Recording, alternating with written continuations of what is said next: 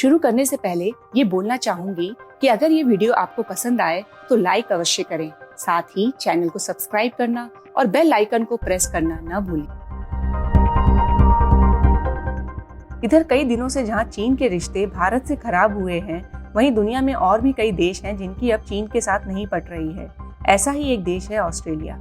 देश दुनिया के इस एपिसोड में जानेंगे कि आखिर चीन और ऑस्ट्रेलिया के बीच रिश्ते खराब क्यों होते जा रहे हैं। साल 2015 में चीन और ऑस्ट्रेलिया के बीच फ्री ट्रेड एग्रीमेंट पर हस्ताक्षर होते हैं।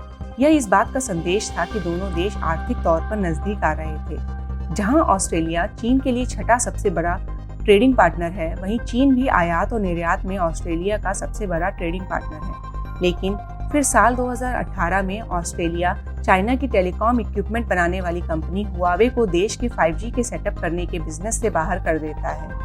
ऑस्ट्रेलिया के उस समय के नियमों के अनुसार कोई भी वेंडर्स जो कि टेलीकॉम नेटवर्क सेटअप में शामिल होंगे, उनको यह लिखित में देना होगा कि वो किसी भी तरह की दखलंदाजी नेटवर्क में नहीं होने देंगे।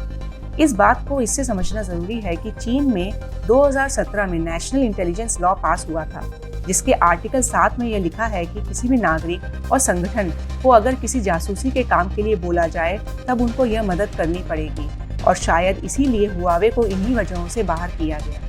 चीन ने इस फैसले को राजनीति से प्रेरित और दोनों देशों के संबंधों को खराब करने वाला बताया। फिर अप्रैल के महीने में जब दुनिया कोरोना महामारी से जूझ रही थी और चीन पर इस बीमारी के शुरू होने को लेकर और पारदर्शिता दिखाने की मांग उठ रही थी, तब ऑस्ट्रेलिया के विदेश मंत्री ने यह मांग करी कि एक विश्व स्तरीय जांच हो चीन की इस महामारी में भूमिका पर। चीन ने इस मांग पर ऑस्ट्रेलिया को यह धमकी दी कि अब ऑस्ट्रेलियन उत्पादों का चीन में बहिष्कार हो सकता है, और इसके कुछ ही दिनों बाद ऑस्ट्रेलियन बार्ले की आयात पर 80% टैरिफ चीन ने लगा दिया।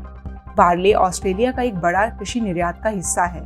इसके साथ चीन ने यह भी बोला कि वो ऑस्ट्रेलिया से मीट और वाइन का आयात भी बंद करेगा। जहां चीन ने इसको एक आम व्यापारिक जांच के बाद उठाया कदम बताया, वहीं ऑस्ट्रेलिया में इसको चीन के द्वारा एक बदले की कार्यवाही के तौर पर देखा गया। यह कहानी यहीं खत्म नहीं होती। हांगकांग में बहुत दिनों से चीन के बढ़ते प्रभाव के खिलाफ प्रदर्शन होते रहे हैं। हांगकांग 1997 तक ब्रिटेन की एक कॉलोनी था और 99 साल की लीज खत्म होने के बाद वापस चीन के पास आया था। लेकिन ब्रिटेन और चीन के बीच यह समझौता हुआ था कि हांगकांग में 50 साल तक इसके नियम चलेंगे और चीन वहां पर अपनी शासन व्यवस्था को लागू नहीं करेगा। चीन के बढ़ते प्रभाव के विरोध में प्रदर्शन के बीच चीन हांगकांग के लिए एक नेशनल सिक्योरिटी लॉ को पास करता है और इसको लागू करने का फैसला लेता है। इस लॉ से अब चीन हांगकांग में किसी प्रदर्शनकारी को आसानी से सजा दे सकता है।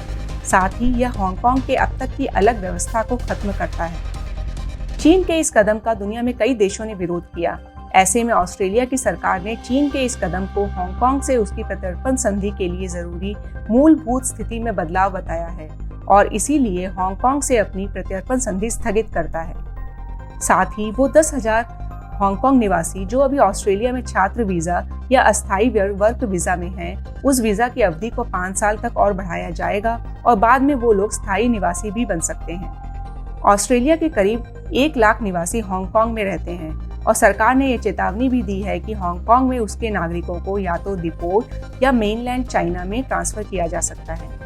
चीन ने ऑस्ट्रेलिया के इन कदमों पर तीखी टिप्पणी करी है और इसको अपने अंदरूनी मामलों में दखल बताया है और यह धमकी भी दी है कि वो ऑस्ट्रेलिया को अपने तरीके से जवाब भी दे सकता है।